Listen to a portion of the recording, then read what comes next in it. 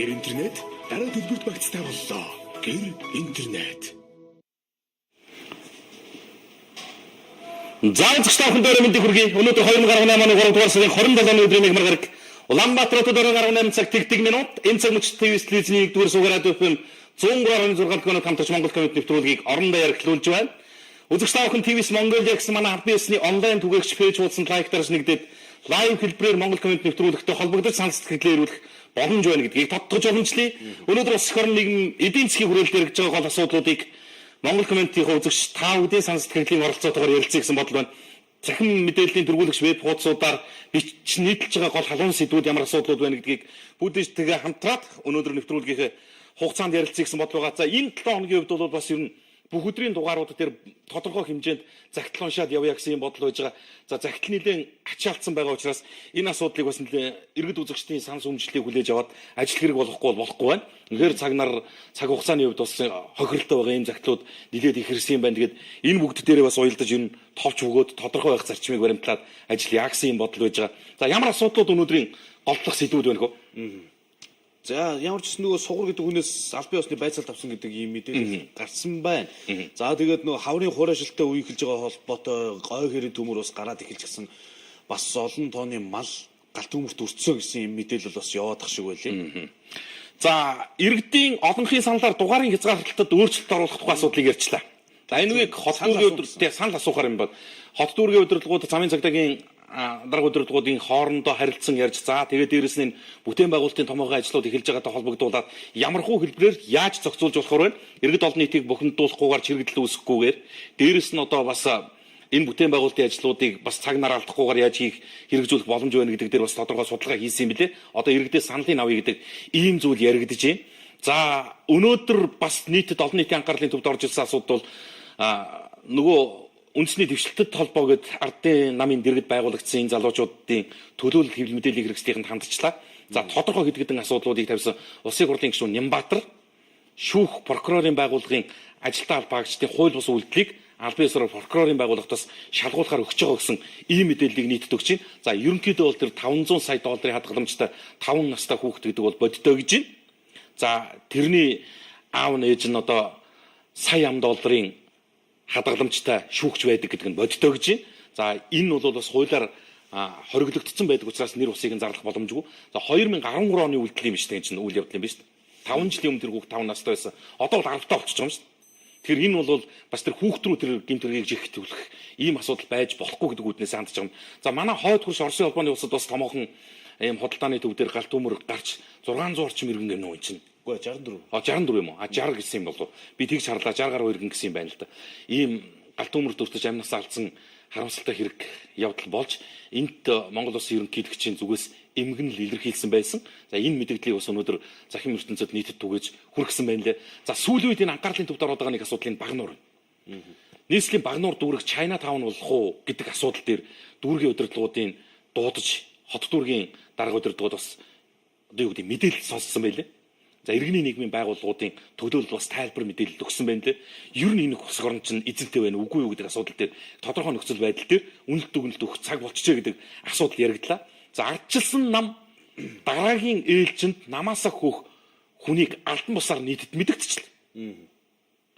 За энэ хэн байх вэ гэдэг асуудал тун сонирхолтой байна. Иргэд үзэгч та бүхэн TVS Mongolia гэсэн пэйж лайктарс нэгдээд энэ митинг асуудлуудыг өнөөдөр Монгол коммент нэвтрүүлгийн туршид бидэнтэй одоо санал сэтгэлээ солилцох байдлаар мэдээллийн чанартаагаар хүлээж авах боломж байна. Өөрөөр хэлбэл дугаараа эхлэе. За тэгье. Монгол комментэд за Монгол комментэд нэгдэцгээе. За, иргэдийн олонхын саналаар дугаарын хязгаарлалтад өөрчлөлт орно гэсэн мэдээлэл Арслан цэгийн сайтын нүүр хуудсан дээр байршлаа. За, зууны бүтээн байгуулалтын ажилтнаа холбогдуулаад дугаарын хязгаарлалтад өөрчлөлт оруулах асуудлаар засаг даргын орлогч Баярхүү, авто замын хөгжлийн газрын орлогч дарга Индра, замын хөдөлгөөний удирдлагын төвийн дарга одоо иргэд энэ усууд хэвлэл мэдээллийн байгууллагуудад хандаж мэдээлэл өглөө. За, ямар хуу байдлаар зохицуулж болох юм бэ гэж. За, иргэдийн олонхын саналаар дугаарын хязгаарлалтад бол өөрчлөлт орох юм аа. Хязгаарлалтын хувьд автомашины дугаарын тэгш саналгаагаар шалтгаалаад 7 хоногт нэг биш 2 өдөр зогсдог болно гэж. Тээврийн хэрэгслийн. 7 хоногт 2 өдөр зогсдог болно. Яаж шийдэх вэ гэхээр даваа 5 гарагт цондгоо буюу 1 3 5 9-оор төгссөн автомашинуудыг оролцуулах, мягмар пүрэв гарагт нь тэгш буюу тэг 2 6 8-аар төгссөн автомашинуудыг хөдөлгөөнд оролцуулах бол хэвлэл мэдээллийн болон нийтийн тээврийн хэрэгслүүдэд одоо нэг онцгой чигүүргийн тээврийн хэрэгслүүдэд бол дугаарын хязгаарлалт үйлчлэхгүй гэдэг тэр нөгөө өмнөх зохицуултаараа явъя гэдэг ийм байд. За, энэ хэрэгжин гэж байгаа юм биш. Иргэд олон нийтээс санал асуух гэж байна. За, ерөнхийдөө ямар хуу нөхцөл байдал пүүжээ тэр энэ асуудлыг яригдахаас өмнө хэлээд байгаа юм.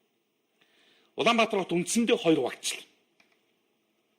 Юу гэхээр энэ нэг төмөр замын фризерийн наан цаана гэдэг. Энийг давах гэж үндсэндээ хитэн гүүрэн дээр өглөө орой бол энэ мөнгө ачаалт болсон. Ганцхан жишээхэд замын цагдаагийн урд уулзуур буюу тэр фризерийн хэсэг дээр нэг цагт 2500-аас 2800 тээврийн хэрэгсэл буюу хоногтоо 20 гаруй мянган тээврийн хэрэгсэл зөвхөн тэр фризерээр наашаа цаашаа нэвтэрдэг байна. Энэ ачааллыг яаж зохицуулах юм бэ гэдэг энэ зохицуултын дээр чинь эхний байдлаар шийдвэр гараа авчлаа шүү дээ. Энэ оны 4-р сарын 1-ээс жил 6 сарын хугацаатаагаар энэ хэсгийг чинь хай гэдэг. За, ингээд энэ таачаар яа гэхээр чиний ч миний ч ажил амжихгүй өдөржингөө төгжрөлт бензин цаг бүх зүйлээ одоо урсгаад зогсох уу? Эсвэл 7 хоногийн 1 өдөр хязгаарлалтанд ордог шиг 2 өдөр хязгаарлалтанд ороод ингээд явах уу гэдэг сонголтыг иргэд хийгээл гэж байна. За, миний хувьд бол тэр 2 өдөр хязгаарлалтанд орё гэдэг саналыг дэмжиж байгаа. Би ч бас нэг нийслэлийн иргэн гэдэг байна. Яг тэгэхээр энэ ач холбогдол нь өөрөө өндөр юм аа.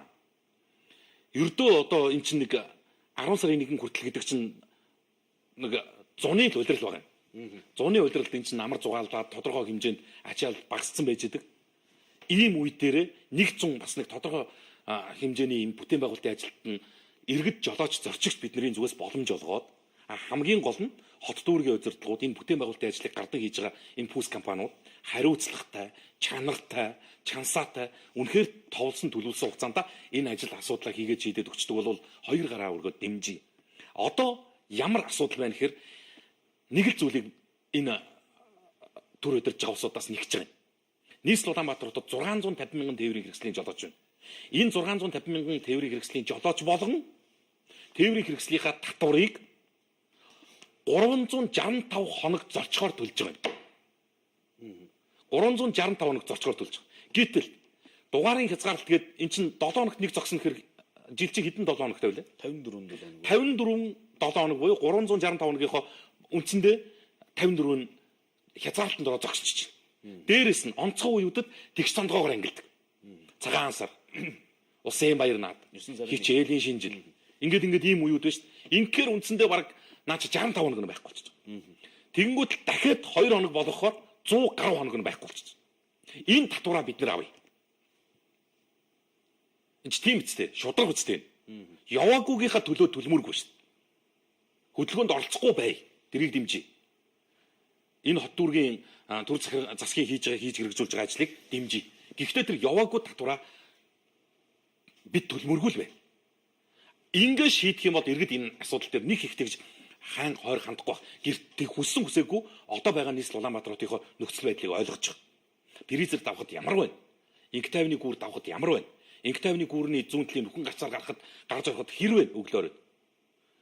Гурвалжингийн гүүр ямар байна? Нарны гүүр ямар байна өглөөрөө? Маш олон байгаа шүү дээ. Өндөр гүүр уулзууруудыг ганцхан инк тайвны гүүр байсны чинь маш олон сонголттой болгоцсон. Гэлээгээд ачаалтаа дийлэхгүй байгаа байхгүй. Би хэлээд байна шүү дээ. Ганцхан фризерээр өдөрт 20 гаруй мянган тээврийн хэрэгсэл нэвтэрдэг гэхээр энэ асуудал бол их тийм хүндрэлтэй нөхцөл байдаг. Шийдэх арга зам байна лээ. Арслан цэгийн сайт дээр бүх үндслэл, нөхцөл, тооцоо судалгаа, тоо баримт бүх зүйлсийг нь бичсэн байсан. Зам хааж бүтээн байгуулалтын ажил хийх хугацаанд нарны замын урд байрлах хороолууд руу 7 төр зам гүүр барьж өргөх өгөөд үүнд 1.3 тэрбум төгрөгийн санхүүжилт шаардлагатай гэсэн.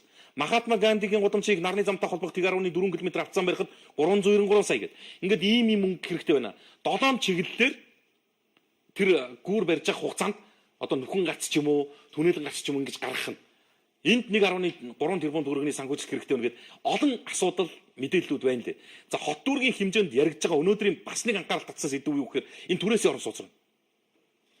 Энэ уг нь байна шүү дээ. За түрээсийн орон сууцыг барихгүй байх сонирхол хүнд байна вэ гэд энэ өнөөдөр өдрийн сонин дээр гарсан нийтлэлийг онлайнаар Найлын үс цэг мэн гэдэг энэ онлайн түгээгч нь нийтэд хүргэсэн байсан. Энэ уг нь залуучууд бидэнд маш бага дарамтаар орон байртай болчиход боломж байхгүй юу? Сар бүр тодорхой төлбөр төлнө, түрээсийн мөнгө төлнө. 15 жилийн дараа тэр түрээсэлсэн байраа өөрийн болгоод авчих боломж. Энэ уг нь ипотекоос илүү том боломж байхгүй юу? Тэг энийг явуулахгүй байгаа бодлого нь өөрөө хинд байгаа юм бэ? Ямар эрх ашигт байгаа юм бэ? Яагаад залуучуудынхаа боломжинд нь босгод давах тэр хязгаарлалтанд нь хориг тавьчиад идэх юм бэ? Ямар нөхцөл шалтгаан байна вэ гэдгийг бүгднийг ингээд бичиж нийтлсэн. Одоо юу гэхээр Монгол Улсын засгийн газар гадаадын улс орнуудаас тодорхой хэмжээний санхүүжилт зээлийн их усурыг олоод ирлээ. 500 сая $5 гэр оролтыг орон сууцчлуулах төсөл хөтөлбөрт зарцуулагдана гинэ. Энэний чинь тодорхой хэсэг нь тэр барилгын шавд цутгаад тавьчихсан тэр цацсан гэж яригдаад байгаа байр орон сууцнуудыг санхүүжилт болоод зориулагдаад явбал яасан юм бэ? Жишээ нь манай байр. Сансар утган. Энд 85 айлын 600 гаруй иргэний эрх ашигын асуудал яригдж байна. Тэгээд энэ түрээсийн орон сууц хөтөлбөр гэдэг чинь ипотекоос илүү хялбар аргачлалаар энэ иргэд олон нийтэд ялангуяа залуучуудыг дэмжсэн маш аятайхан юм боломжтой хөтөлбөр байж хад энийг юусоо явуулахгүй байдаг сонирхол үнэндээ төгөлдөг. Ипотекоор байртай болно гэдэг чинь хэцүү шүү дээ. 30% урьдчилгаа. Дээрээс нь тэр өндөр банкны шалгуур шаардлагууд. Дээрээс нь тэр санхүүгийн их усүр гэдэг бүх зүйлийн судалгаанууд. Дээрээс нь тэр банк арилжааны банкуд төр зээл ипотек олгож байгаа банкудад танил тал эдийн засагчдыг одоо ахуулах авилгах бүх төрлийн юм үнэхээр давхад хэцүү байхгүй. Энэ бол зүгээр л та тогтмол сард түрээсээ төлж чадж байгаа юу? Түрээсээ таслахгүйгээр 15 тэр түрээсийнхаа төлбөрийг сарын 500 мянган төгрөгөөр төлөх юм бол 15 жилийн дараа та байраа аваад гэж. Төлж чадахгүй болвол та хэдэн сар жил төлсөн байсан ч хамаагүй төлж чадахгүй болсон хугацаанаас гарна өөр дараагийн чинь төлж чадах хүнийг оруулна л гэж. Энд ямар ч шат дамжлага нуглаа юу ч алга. Тэгээ ийм хэлбэрээр шийдээд явах боломж байж болдгүй мөл гэдэг асуудлыг бас өнөөдөр ярьсан юм. Хот дүүрийн хэмжээнд олон асуудал яригдж байна. За аятайхын би нийслэлийн налах дүүргийн хүүхдийн эмнэлэг ижвэрэн тоног төхөөрөмжтэй болж байгаа мэдээллийг Нүүс имэн сайт нүүр утсан дээр онцлсан байсан. Гэрэлгээтэй бүтээн байгуулж байгаа босгож байгаа зүйл олон байна. Маш сайхан болсон байлээ. Налах эмнэлэг бол Эрүүл мэндийн яамны дэд сайд Бямсурн нийслэлийн иргэдийн төлөөлөгчдийн урдын дарга амар сайхан засаг даргуугууд Улаанбаатар хотын захирагч Баттбол бүгд найрамд хятад ард улсад Монгол улсаас Монгол цуугаа элчин сайд Шин Хаймин гэдэг энэ албаны улсууд оролцсон гэж за налах дүүргийн эрүүл мэндийн төв бол үндсэндээ техник тоног төхөөрөмжөөр тоцрогдсон байсан юм бэл. Хүн ам бас тодорхой хэмжээнд өссөн байж байдаг. Эрүүл мэндийн тусламж үйлчилгээ олгож байгаа байгууллага нь ганцхан байж байдаг. 1 сая юаны тусламжаар энэ нэмхийн тоног төхөөрөмж өргөтгөл шинжилтийн ажил хийгдэж хүлээлгэж өгж байгаа гэж. Тэгээд налаагчдад бол маш гоё гэрэлгээтэй мэдээлэл байна. Эрүүл байвал одоо мянган жаргал гэж үг байдаг. Тэгээд энд бол тангараг өргөцсөн төрийн албаагч эмч мэрэгчлэнүүдийн сэтгэл мянга байгаад ч боломж байхгүй бол үнэхээр хэцүү байдаг юм а гэдэг нөхцөл байдлыг бид ойлгодог. За ямар ч байсан хот дүүргийн удирдлагууд бас одоо нийслэлийн яцлагдсан дүүрэг шүү дээ чинь. Нийслэлийн яцлагдсан нэг дүүргийн энэ хүүхдийн эмнэлгийг төхөөрөмжтэй болгоод өгч байгаа аятайхан сайхан мэдээлэл байна. За бүх аймаг сумд хурдан морины уралдааныг 6 сарын 1-нд хүртэл орчлоо. За Монгол Улсын шадар сайд инх төвшин өргөн барьсан мал амьтны гоц салдуур шүлхий өвчнөд тэмцэх талаар авах арга хэмжээний хүрээнд засгийн газрын тогтоолыг гаргаж байна. За шүлхий гарсантай холбогдуулаад 6 дугаар сарын 1-ний өдрийг хүртэл бүх аймаг сумдад за сая ямар хүн нөхцөл байдал боллоо. Монголын морин спорт баяжны холбооны зөвшөөрлөгөө. Засгийн газрын тогтоолгүй аймаг өөрөө зөвшөөрлөө гаргаад уралдаан зохион байгуулалтсных нь асуудал одоо ингээд тодорхой улсууд дээр яригдаа явж байна. Ямар нөхцөл байдал боллоо гэдгийг энд бас уяачч гэсэн бас ухамсар сэтгэлгээндээ юм бодож ойлгомоор юм бэл. Мал гэдэг чинь зөвхөн ганц морь биш шүү дээ. Монгол улсын 60 сая мал гэдэг чинь зөвхөн морь биш байхгүй адуу биш. Адууны хөлөөр бүх төрлийн өвчин тарж болдог гэдэг энэ нөхцөл байдал. Тэгээ хоёрдугаарт энэ их тийм өрөвдөлтөө нөхцөл байдал харагдаж байна. Юу гэхээр үндсэндээ энэ шийдвэр гарах гол хүчин зүйл шалтгаан нь юу гэхээр шүлхий болж байгаа. шүлхийгээс болоод ийм шийдвэр гарч байгаа юм шиг ийм нөхцөл байдал ойлголт бас явж шít. За ямар ч байсан аймаг сум суурингийн бүх удирдлагуудад хандаж энэ мэдээллийг үжиж сонсож дуулаагүй болвол хэллээ шүү. Монгол Улсын засгийн газраас албан ёсны тоот тогтоол гарлаа. Энэ оны 6 дугаар сарын 1-ний хүртэл ямарваа нэгэн уралдаан зохион байгуулахыг 100% эргэлж байна. Залуу зохион дээр ийм шийдвэр нь гарлаа. За Монгол Улсын ерөнхий сайд баруун аймагуудад ажиллаад ирсэн. Сая Наамрын баярын үеэр. За засгийн тэргүүн энэ үеэрээ бас орон нутгуудад тулгамдж байгаа хэд хэдэн асуудлуудыг газар дээр шийдвэрлээд иржээ. За өнөөдөр анхаарал татж байгаа нэг асуудлыг Ньюсмен сайт хүндсэн байсан. Энэ бол одоо Ховд аймгийн Эрдэнэ нүрэн сумд усан цахилгаан станцын асуудал байна. Энийг засгийн тэргүүн бол яг одоо шийдвэрлэнэ гэдэг ингээд Ховд аймагт ажиллаж явах үеэрээ тэр газар дээр нь очиод амлалт өгч гисэн. Одоо яасан гэсэн чинь энийг ус төржүүлээд эхэлж байгаа тийм хандлагууд байж байгаа. Энэ их оронд хэрэгтэй, иргэд олон нийтэд хэрэгтэй, ач холбогдол нь өндөр, ашиг тусна одоо өргөн цар хүрээний асуудлуудыг бүгдийг ингээд замд нь ингэж хавирдаг, дэгээ тавьдаг нэг ийм сонин нөхцөл байдал үүссэн. Энийний ач холбогдлыг нүүс маш тодорхой бичсэн. Эрдэнэ нүрийн усан цахилгаан станцыг барьжуул яах юм гэхээр үндсэндээ баруун 5 аймаг эрчим хүчний импортын хараат байдлаас гарч байгаа. Тэгээ зогсохгүй хямд үнэтэй эрчим хүчний найдвартай их үүсвэртэй болж энэ хэрээр үйлдвэрлэл үйлчлэгээ хөгжих боломж хүрч байгаа. Үүний дам өгөөж нь ажлын байрыг олноор бий болгоно. Хотыг чиглэсэн иргэдийн нүүдэл харийг зорих залуусын цуваа тасрахад хүрнэ. Энэ бол ийм эдийн засгийн болоод нийгмийн ач холбогдолтой юм шүү гэдэг ийм зүйлсүүд эхэлж байгаа. За өнөөдөртөө би бол энэ мэдээллийг нь эерэг сайхан зөв зүйтэй талаас нь хэлж байгаа. Яагаад гэвэл энэ бүс нутгаас сонгогдсон төр засгийн түвшинтэн хүртэл маш олон жил хөөцөлдөж явж байгаа ажил. Эрдэнэ нүрийн усан цахилгаан станцыг хамгийн их одоо ажил хэрэг болгох гэж явсан улсын хурлын гишүүн Бямцогт байт. Ёстой тодорхой хугацааны судалгаа, мэдээлэл, хөрөнгө, хүч, сэтгэл бүхэл юм зарцуулж зориулж явж байгаа. Нэг аймаг их биш байхгүй. Ганцхан Ховд аймаг гэрэлтэй цахилгаантай болчих, ганцхан Ховд аймаг Оросоос тогтолдож явахаа болчих асуудал биш. Баруун 5 аймаг цахилгааны импортын хараат байдлаас гарч байгаа юм шүү. Дид бүтэц хаана байна? Тэнд залуучуудад ажиллах, амьдрах орчин нөхцөл бий болоод явдаг шүү. Энэ хэрээр нөгөө хот руу тэмүүлж байгаа төвлөрөлчин багасж байгаа шүү. Нийслэлийн Баянзүрх, Сонгон архин гэдэг энэ хоёр дүүргийг өнөөдрийн хэмжээнд болсон 300 давцсан мянган хуанта болгоцсон нөхцөл байдал чинь баруун бүсийн их нүүдэл гэж тодорхойлогддог шүү. Тэгээ энэ дээр бас засгийн тэргүүн тэртээ тэргүүн амлалтаа өгсөн. 5 аймгийн ард иргэд харж байгаа учраас энэ асуудлыг ажил хэрэг болох байлгүй. Тэгээ миний хувьд ч гэсэн бол бас л одоо юу гэдэг өдөр тутам ингээд мэдээллийн веб хуудасуудыг ухаж байгаа нөхцөл байдлыг сонсож тандж байгаагийн хувьд энийг ажил хэрэг болох талд нь сэтгүүлч байгаагаар бас одоо ямар л одоо мэдээлэл үүдгийг олон нийт ард иргэдэд үзүүлэх талд нь ажил. Яагаад гэж энэ цахилгааны хараат бос байдал гэдэг чинь юу юм бэ гэдэг язгуур ойлголтыг л бид нар бас бодож ойлгох хэрэгтэй мөлий. Одоо багнуурт үүсэж байгаа нөхцөл байдал. Би нэвтрүүлгийнхэнд хэлсэн. Ямар нөхцөл байдал яригдж байгаа гэхээр энэ багхгүй. Энэ хүний одоо байгуулсан гавьяануудын нэг нь.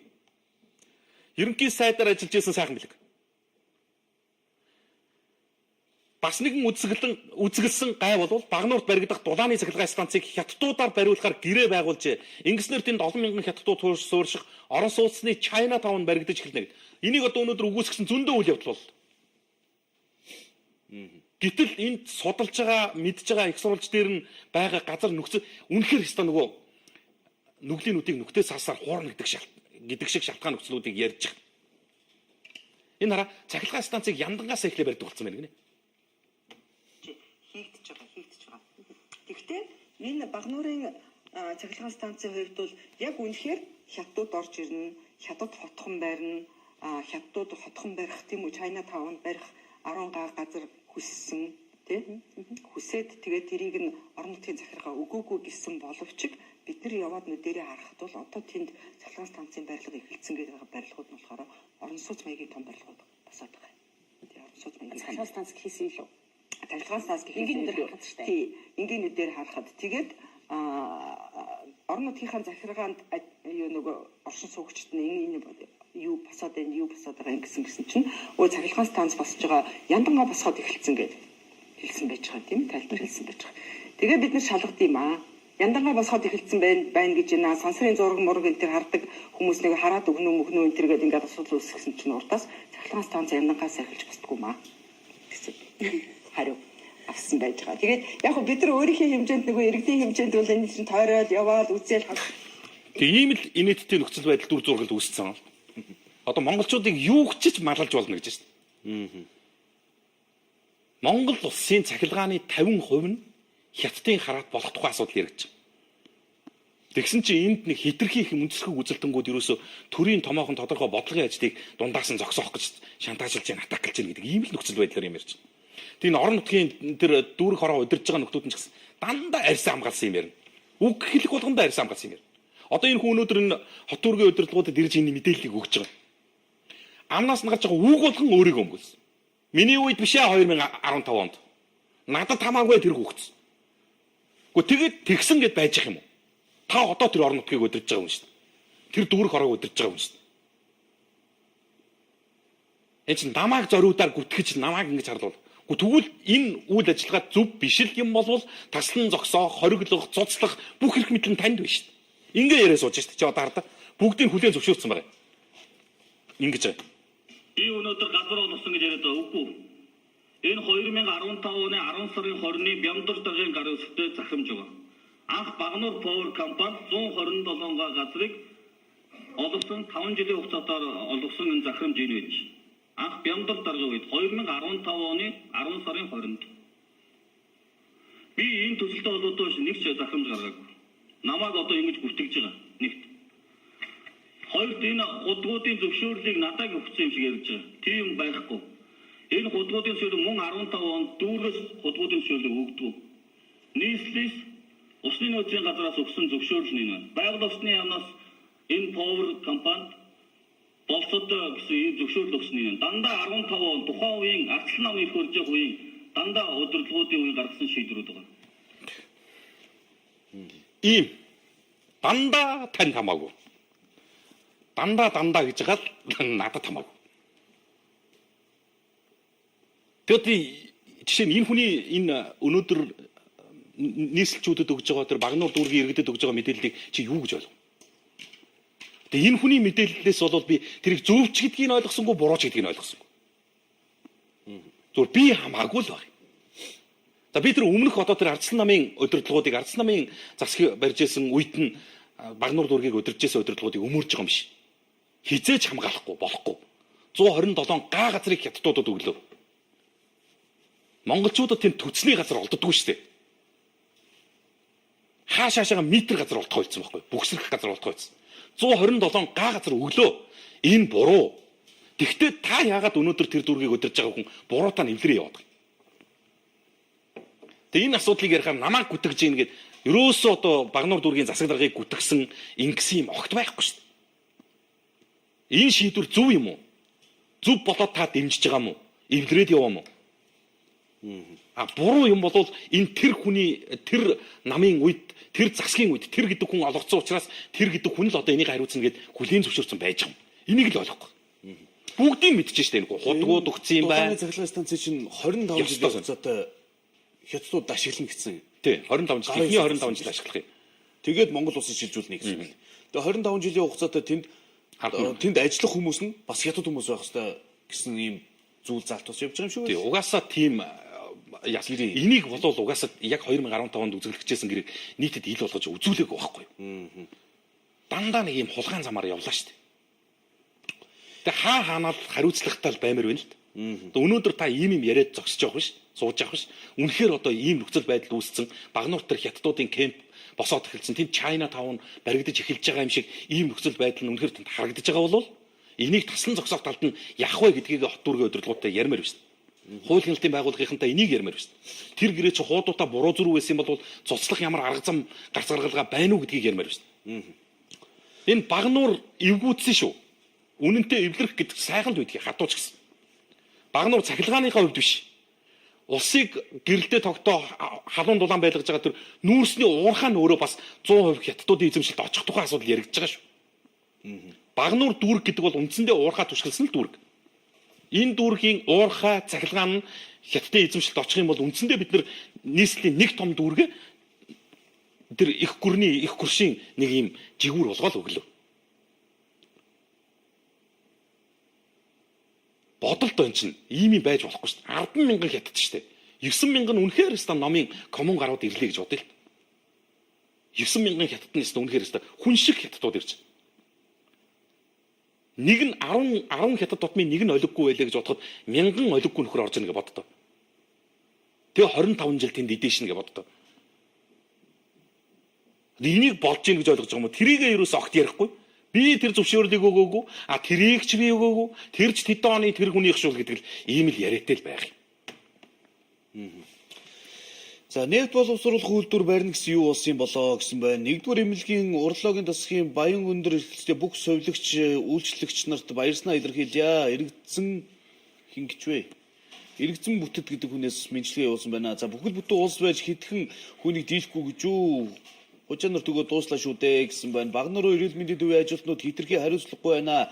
Тангар гөргсөн эмчнэр баймаар юм аа. Хүний амнаас эрүүл мэнд гоо сайхнаар тоглоод байх юм аа. Арай л дэндүү хин мөнгө өгнө үү, хин өгч байгаагаас л харьцаж байна гэдэг. За энэ зүйлүүдээ бас тодорхой баримттай явуулаарай. Танд ямар ялгууртай байдлаар хандуу, таны эрүүл мэнд гоо сайхныг бас яаж дордуулсан бэ гэдэг зүйлүүдийг баримттайгаар ирүүлээрэй. Ингэж бичих бол амархан. За циркийн доторх баруун болон хойд талаар хан барьж байна. Орох гарах зам хаагдсан байдаг. Гал төмөр гарсан үед бөөнөрөө өртөх эрсдэл өндөр байгааг мэргэжлийн байгууллагууд шалгаж засуулах шаардлагатай байна гэсэн байна.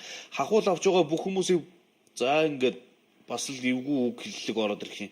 За энэ пүрүүс унчгаад өдөр шөнөгүй хүн хайгаа төгжрөл үүсгээ явдаг хүмүүсийг журамданд оруулах хэрэгтэй. Такси хийж байгаа машиныг зөвшөөрөл эмблемтэй болох нь зөв шүү дээ л гэсэн байна.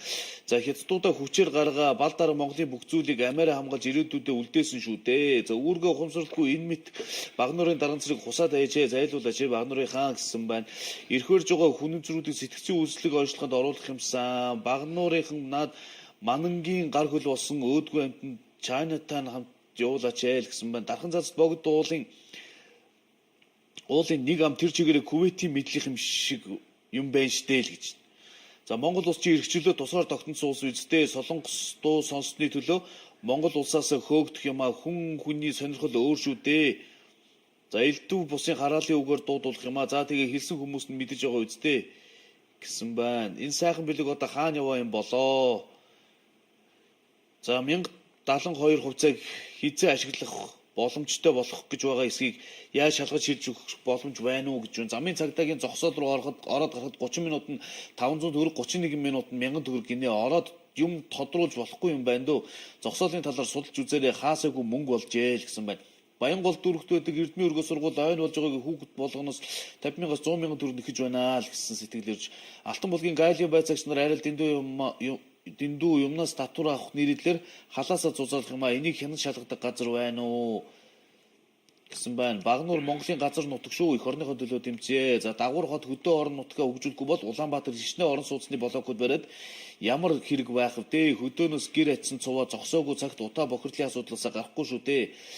За баяр цог сайхан бэлэг илбэгдэрч гээд ийм балагтай хүмүүсийг шууд барьж хорж угаад хийсэн иргэн шалгаж болдоггүй юм уу? Гадаадынх нь тэгдгэл юм байлаа штэ. Шаасны нэрмж 3 дугаар төв эмнэлгийн Батбаян эрхлэгчтэй нүдний мэс заслын засгийн хамт олонд олон улсын эмчнэрийн баярын мэнд хүргэж үйлчлүүлэгч бидний эрүүл мэндийн төлөө баг хамт олноор маш чадварлаг хөнгөн шуурхай үйлчлэсэнд баярлаж талархаж байгаагаа илэрхийлье. Та бүхний ажилд өндөр амжилт хүсье гэсэн байна.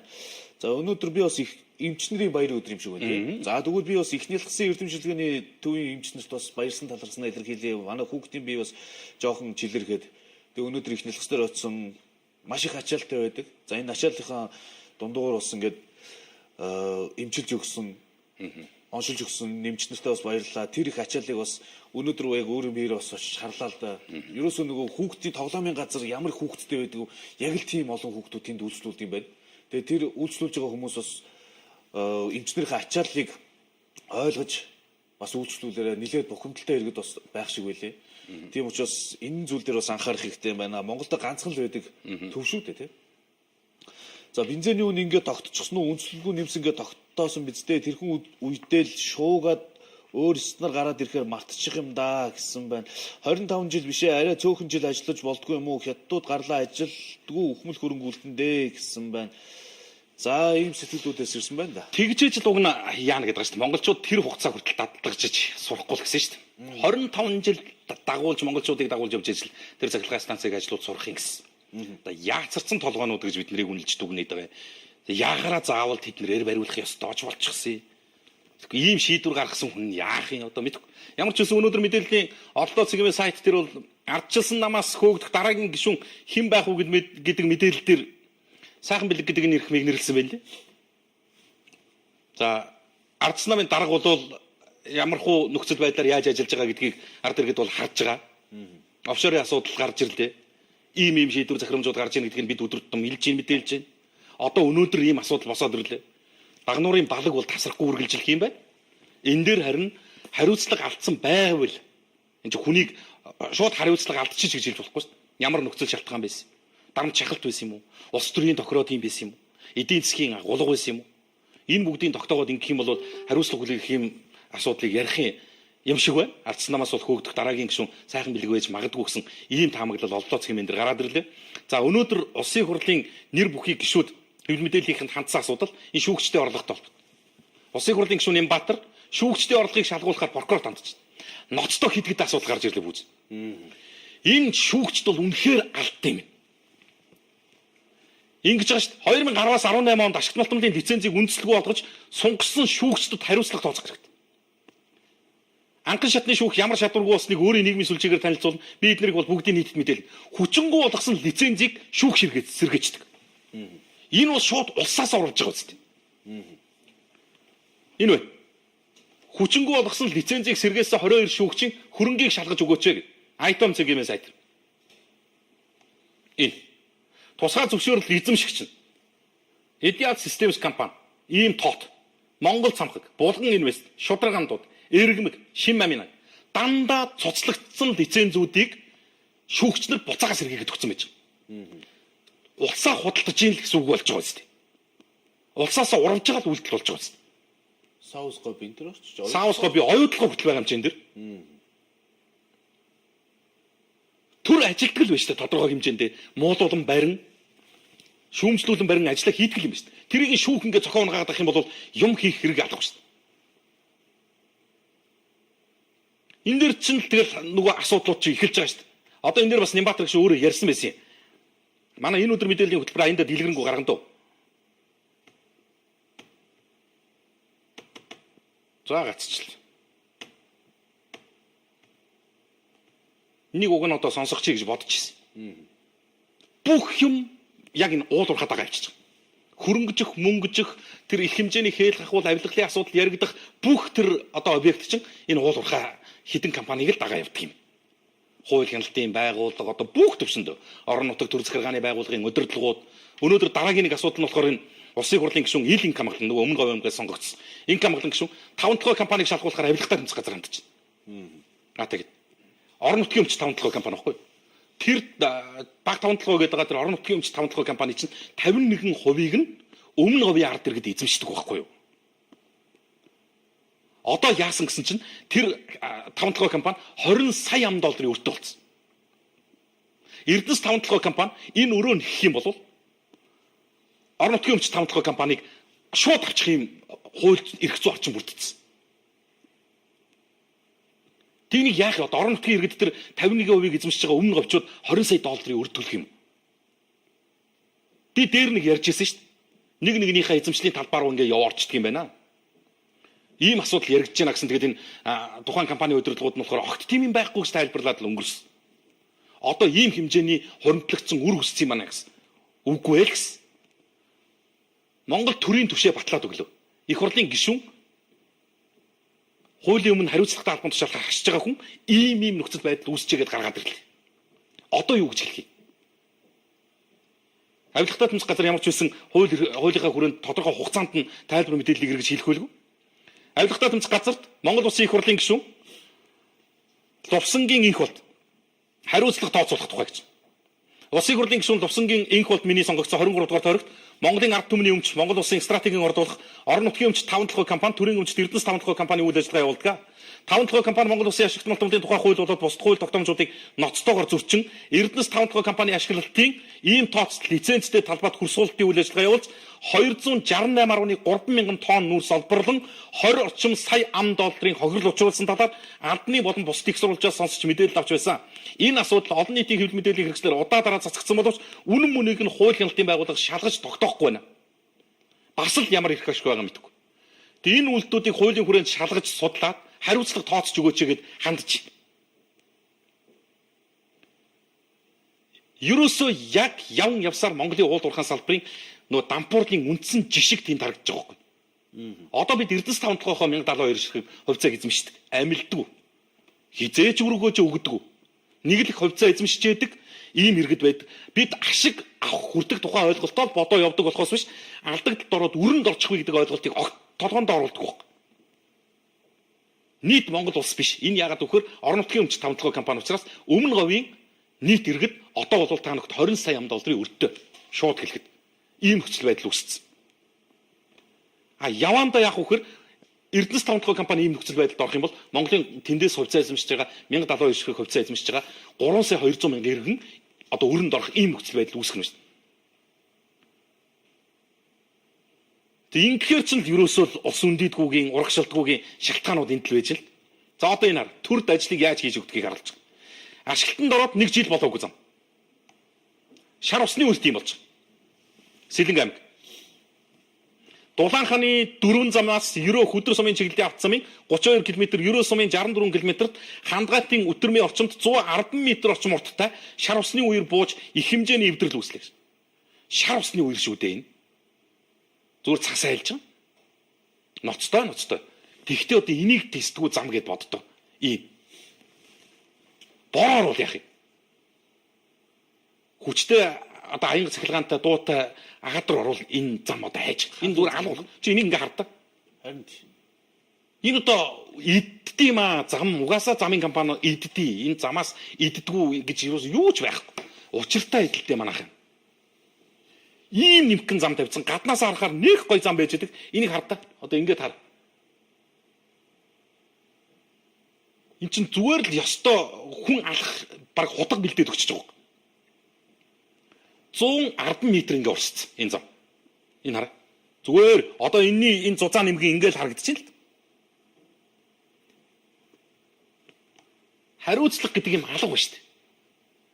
Энэ жил ийм зам тавьсан компани, өнгөрсөн жил ийм зам тавьсан компани эндээ ямар хариуцлага хүлээх вэ гэдэг асуудал нь яригдаг байж хахад энэ жил шин тендер аваад дараагийн замаа тавиа явж байна. Ийм хүүгийн болчлоо шүү дээ манайх. Хүний амь нас эд хөрөнгө шүү дээ энэ эцээцтэй. Төрийн төсвийн татвар төлөгчдийн хөрөнгө мөнгө шүү дээ.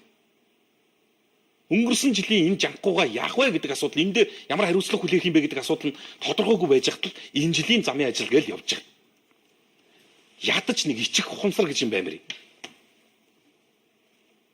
За энэ Монгол Улсын ерөнхийлөгч Оросын улбооны улсын ард түмэнд хандаж эмгэнэл илэрхийлсэн байсан.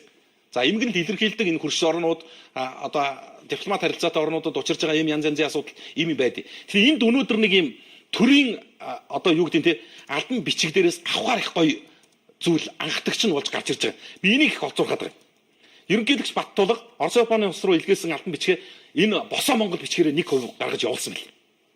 Тэгээ энийг бас манай төрийн байгууллагууд үйл ажиллагаандаа нэвтрүүлээд ингээд явбал бидний гэж хэлж болох цөөхөн гэдэн одоо үндэсний өв соёлын маань нэг нь энэ босоо Монгол бичих байхгүй юу? Үндсэндээ бараг дэлхийд устдах ийм аюул эрсдэлд орсон хэл бичгийн тоонд нэрлэгдсэн байна лээ. Төрийн дэргүүнээс эхлээд гаргаж байгаа энэ санаачлал бол боломжийн юм байна. Тэгээд энэ Орос Монгол хэл дээр нь дээрээс нь уугарж Монгол бичгээр энэ бол бас энэ төрийн хэл бичг нь үнэхээр гоё харагдчихлаа. Ёстол нэг бас нэг тийм омгчж огшмоор зүйлс юм нэг нь багхгүй.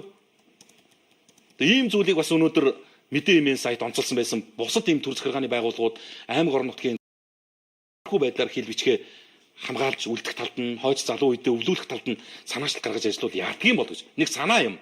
Өөр ч юу ах вэ? За бас гоё сайхан мэдээллүүд байна. За манай телевизийн бас гадаад мэдээний редакторын продюсерлсан Монголын нууц товчооноос сэдвлэж хийсэн Чингис хаан гэдэг анимашн энэ 3 дугаар сарын 31-ний өдрөөс эхлээд бүх кино театруудаар нээлттэй хийхэд бэлэн болсон байна. За энэ бол бас одоо Монголын хүүхд залуучууд хийж байгаа бүтээж байгааг дэлхийд дахинд харуулах их ховорхон том боломж завшаа юм. Бас одоо үндэслэх үзэлтэй улс эх орныхоо урлаг соёлд хөрөнгө оруулах, хувь нэмрээ оруулах тийм хүсэл эрмэлзэлтэй залуучуудыг заавал зорж очиж үзээрэй гэд би бас нэг уриалж байгаа. Нууц товчоог бол одоо хүн болгон уншихгүй шүү дээ. Энээс сэтүүлчихсэн ийм гоё анимашн бүтээсэн байсан. Тэгээ трейлер нь цацагтаад эхэлсэн юм байлээ. Үнэхээр гоё хийсэн мэлээ.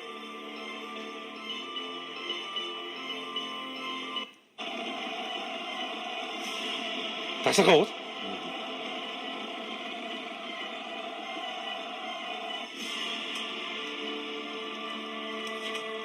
За ингээд бол 3 дугаар сарын 31-ний өдрөөс бүх кино театруудаар гарах юм байна. Хүүхдүүдээ одоо сурагчдын амралт болцсон юм чинь. Ингээд бие биенийгаа төр дэмжихгүй бол өөрсдөө дэмжээ л та. Орчуулгын кино бид нар тэртээ дөрөв зөндөө үзчихэд гаднаас орж ирж байгаа.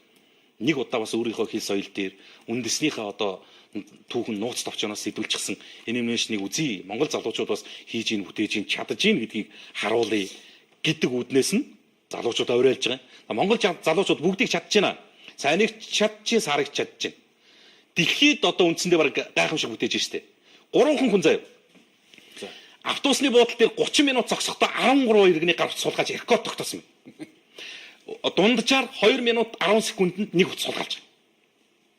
Нэг гэн буудлын дээр шүү. Буудал хисээд яваагүй. Ганцхан автобусны буудлын дээр 30 минут зогсохдоо 13 утас суулгалсан.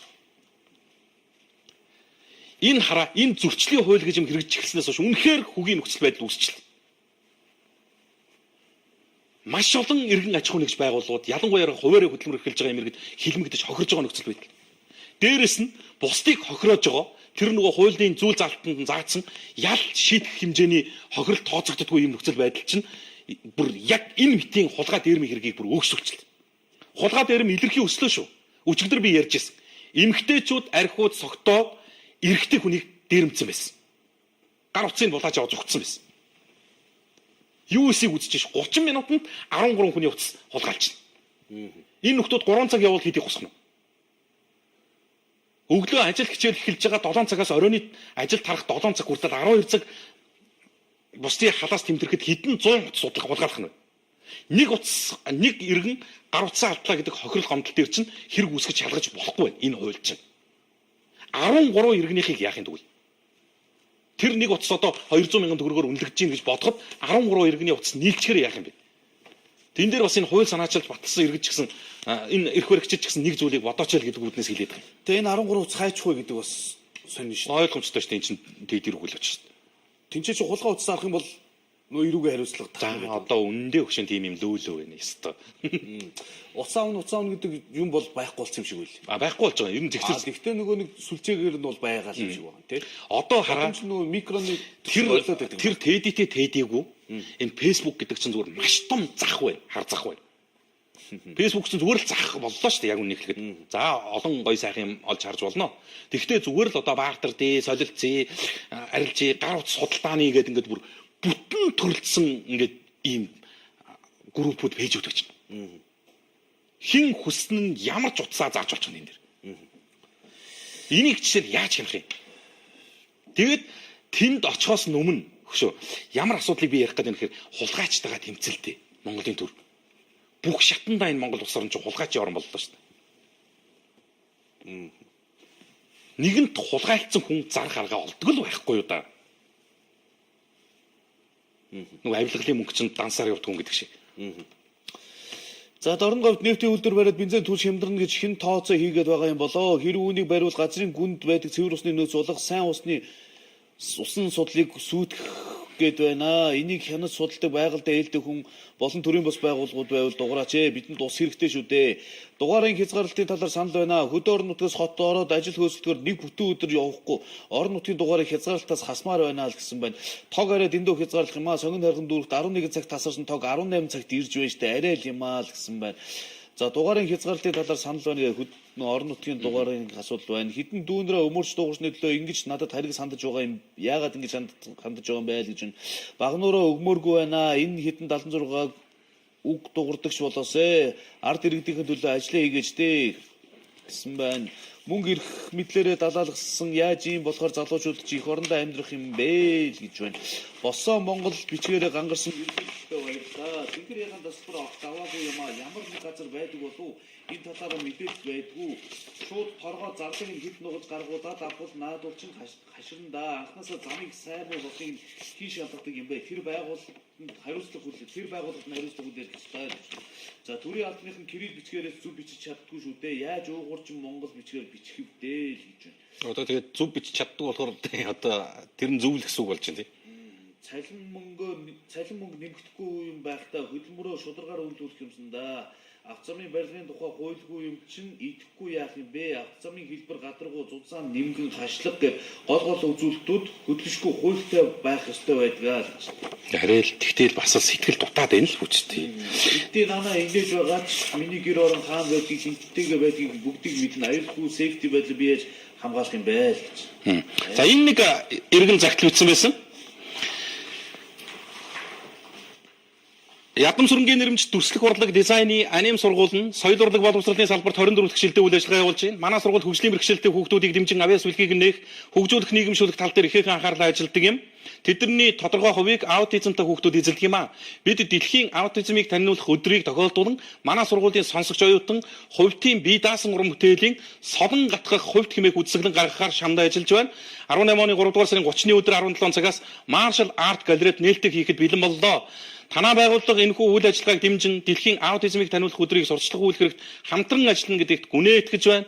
Сургуулийн захирал Булган гэсэн ийм иргэнээс ийм захиалс бол үнэхээр гоё юм билээ. Энэ хүүхд бол ямар ч хүүхдээс дутах юм байхгүй. Энэ. Бэ хувьтын солон гатгах хувьт гээд бие даасан уран зургийн үзэсгэлэн гэж юм. Тэгээд энийг би бас үзэгчдтэй нэг уриалж хэлэх гэсэн. Очиж үзээрэй.